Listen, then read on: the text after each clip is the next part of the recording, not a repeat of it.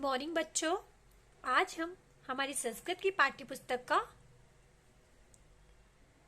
पंचदश पाठ यानी पाठ 15 पढ़ेंगे। तो आप सभी अपनी बुक खोल लो, बुक का पेज नंबर 64 निकाल लो।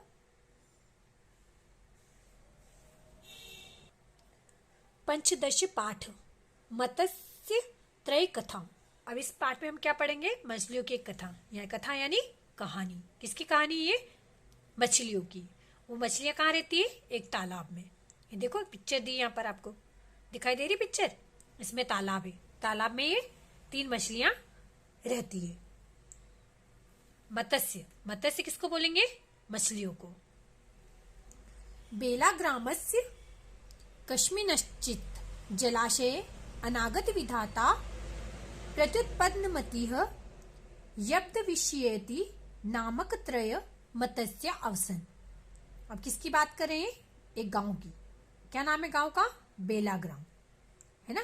वहां एक जलाशय यानी तालाब, जलाशय यानी तालाब। तो बेला गांव में एक तालाब है। तालाब के अंदर 3 मछलियां रहती हैं, जिनका क्या नाम है? जो त्रय मतलब 3, मत्स्य यानी मछली, अवसन मतलब वहां रहती है। तो 3 मछलियां जो रहती है उनका नाम है, पहली मछली अनागत विधाता, दूसरी प्रत्युत्पत्ति, तीसरी यब्धविष्येति। ये तीनों मछलियां उस तालाब में रहती हैं। कदाचित तम जलाशयम अवलोक्य धीविराः परस्पर वदन्। कदाचित तम यानी वहां पर क्या होता है कि धीवरा, धीवरा किसको बोलते हैं? मछुआरा, है ना। तो वहां पर क्या होता है कि कुछ मछुआरे आ जाते हैं जो आपस में परस्पर वदन यानी आपस में बातचीत करते हैं, एक दूसरे से बातचीत करते हैं। अस्मिन् जलाशये बहवो मत्स्या सन्ति। अब वो क्या बोलते हैं? अस्मिन् मतलब इसमें। किसकी बात कर रहे हैं? जलाशय की। यानी इस जलाशय में, बहवो मतलब बहुत सारी, मत्स्य यानी मछलियां। यानी वो क्या कह रहे हैं कि इस जलाशय में बहुत सारी मछलियां हैं। प्रभाते अस्माभिः अत्र अवश्यमेव आगंतव्यम इति। अब वो क्या बोल रहे हैं कि प्रभाते, प्रभाते यानी सुबह, अस्माभि, अस्माभि मतलब हम भी, अत्र, अत्र मतलब यहां, अवश्यमेव, अवश्यमेव मतलब अवश्य ही, आगंतव्यम मतलब आएंगे, यानी हम सुबह यहाँ पर आएंगे। वापस में क्या बातचीत कर रहे हैं कि इस जलाशय में बहुत सारी मछलियां और सुबह हम लोग आएंगे। एतादृश्यम निश्चयम कृत्वा ते अगच्छन्। ऐसा उन्होंने निश्चित किया कि हम यहाँ पे कल आएंगे, और वे चले जाते हैं। एतत् श्रुत्वा तेषु मत्स्येषु अनागत विधाता नाम मत्स्य अकथयत्। एतत् श्रुत्वा यानी वो जब मछुआरे थे, धीवर थे, वो आपस में जब बातचीत कर रहे थे तो उनकी बातचीत को एक मछली सुन लेती है ना। तो सुनकर क्या बोलती वो? अब वो कौन थी? अनागत विधाता नाम की जो मछली थी वो सुनती है, और सुनकर क्या बोलती है? नाम मत्स्य अकथित मतलब अनागत विधाता नाम की मछली कहती है, क्या कहती है? श्वः प्रभाते ते धीवरा नूनमेव अत्र आगमिष्यन्ति सर्वान् च मत्स्यान् जाले बधत्वा नेष्यन्ति। यानी वो क्या बोलती है कि ये जो मछुआरे हैं ये क्या करेंगे? सुबह आएंगे। ये जो मछुआरे हैं ये सुबह यहाँ पर आएंगे, और आएंगे क्या? अवश्य आएंगे। नून में मतलब अवश्य, अत्र मतलब यहाँ, यानी यहाँ पे वे जो मछुआरे हैं वे अवश्य आएंगे सुबह, और क्या करेंगे? वे सर्वान च मत्स्यान् जाले बद्ध्वा नेष्यन्ति, यानी सभी, सर्वान मतलब सभी, सभी मछलियों को क्या करेंगे? और उस जाल में फंसा लेंगे। यानी सुबह जो मछुआरे बोल के गए हैं वे जरूर आएंगे, और फिर क्या करेंगे? सभी मछलियों को फंसा लेंगे जाल में। एत चिंतयित्वा अनागत विधाता अन्य जलाशयम। अब क्या करती है अनागत विधाता? दूसरे जलाशय में क्या करती? वो जो मछली रहती है अनागत विधाता वो क्या करती है? ये निश्चित करके वो क्या करती है कि अनागत विधाता अन्य जलाशय मतलब दूसरे जलाशय में, यानी दूसरे जलाशय में अगच्छत चली जाती है, आ जाती दूसरे जलाशय में, क्योंकि उसे डर था। किस बात का डर था? कि कहीं मछुआरे उसे पकड़ न ले, इसलिए वो क्या करती है कि दूसरे जलाशय में आ जाती है। एत ज्ञात्वा प्रत्युत्पत्तिः नाम मतस्य समयानुगुणं कार्यं करोमि। अब दूसरी जो मछली होती है जिसका नाम होता है प्रत्युत्पन्नमति, वो क्या करती है? उसका नाम क्या होता है? प्रत्युत्पन्नमति नाम की जो मछली होती है वो क्या सोचती है कि समय ना गुणम, यानी समय के अनुसार अपने गुणों से मैं काम कर लूंगी, यानी कार्य करूंगी, मैं समय अनुसार मैं अपना काम कर लूंगी। इति उक्त्वा निश्चित अभवत, यह सोचकर वो निश्चित हो जाती है, मतलब चिंता मुक्त हो जाती है। क्या सोचकर? कि मैं समय के अनुसार जो भी सही लगेगा वो कर लूंगी। तृतीय मतस्य, अब जो तीसरी मछली रहती है, यब्द विषय अवदत, अब वो तीसरी मछली बोलती है। तृतीय मतस्य मतलब तीसरी मछली, जिसका नाम क्या था? यब्द विषय अवदत, अवदत मतलब बोलती है। भगवच्छक्तया अहम जीवामि यदि मरणैव निश्चितम तर्हि जलाशयान्तरेण की प्रयोजनम।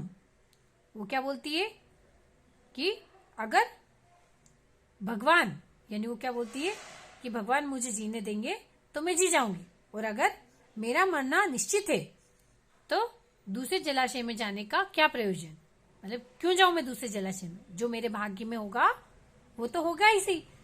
तो वो क्या सोचती है कि भाग्यानुसारम यदम भविष्यति तदम भवन्तु इति, यानी भाग्य में जो होगा वो तो होकर रहेगा, इसलिए मैं दूसरे जलाशय में नहीं जाऊंगी। जो भाग्य, अगर मान लो मेरे भाग्य में मरना ही है तो मैं चाहे कहीं भी रहूं मैं मरूंगी, ये सोचकर वो क्या करती है? वहीं रहती है, दूसरे जलाशय में नहीं जाती है।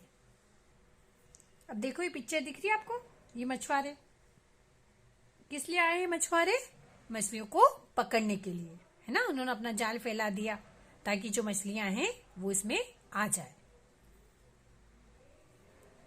प्रभाते धीवराः जलाशयं गत्वा जालं प्रसार्य मत्स्याना अग्रहण।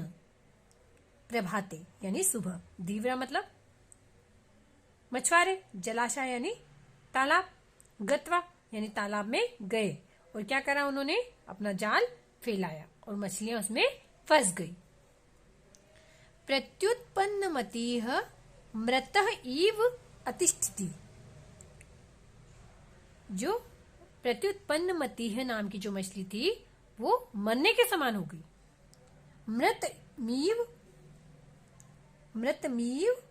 प्रत्युत्पन्नमतिः दृष्ट्वा धीवरः तः जलात् बहिः अक्रूत, यानी जो प्रत्युत्पन्नमति थी उसने अपने क्या करा? उसने अपनी बुद्धि का प्रयोग किया और वो उसने नाटक किया। किस चीज का नाटक किया उसने? मरने का। जब वो जाल में आई तो उसमें बिल्कुल हलचल नहीं थी, वो एक मृत के समान हो गई थी।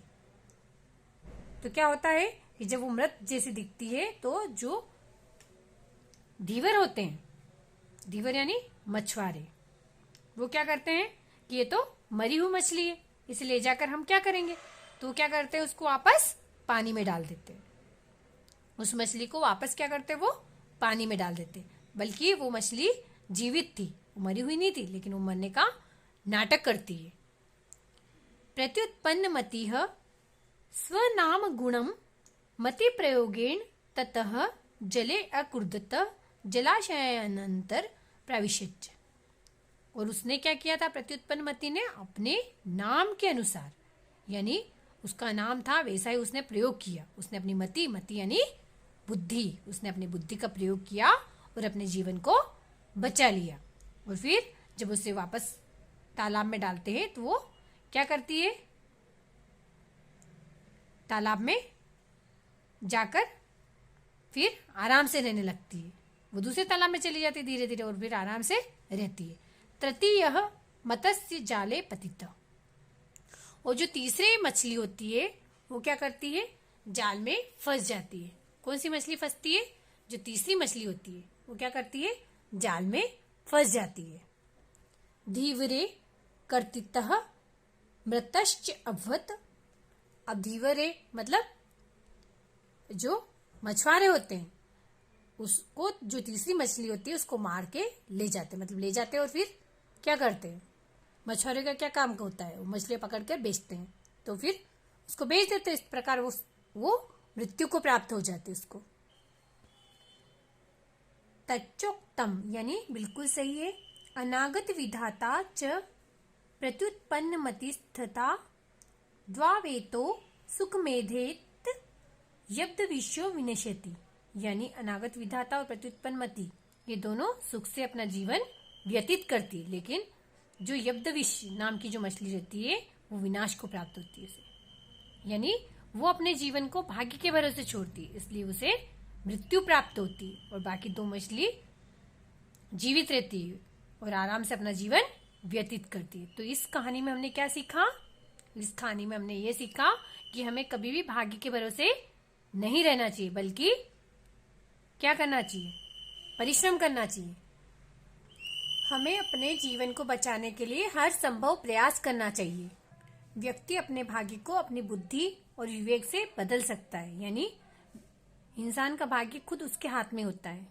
तो इस कहानी से हमें ये शिक्षा मिलती है, कभी भी हमें भाग्य के भरोसे नहीं रहना चाहिए और कर्म करते रहना चाहिए। तो ये पाठ जो था हमारा, पाठ कौन सा पाठ था, पंचदशी पाठ, यानी पाठ 15 जो समाप्त हो गया है। मैंने आपको समझा दिया है, एक बार और अच्छे से घर पे इसको पढ़ लेना, और जो शब्द आपको समझ में नहीं आए उसे अपनी कॉपी में नोट डाउन कर लेना।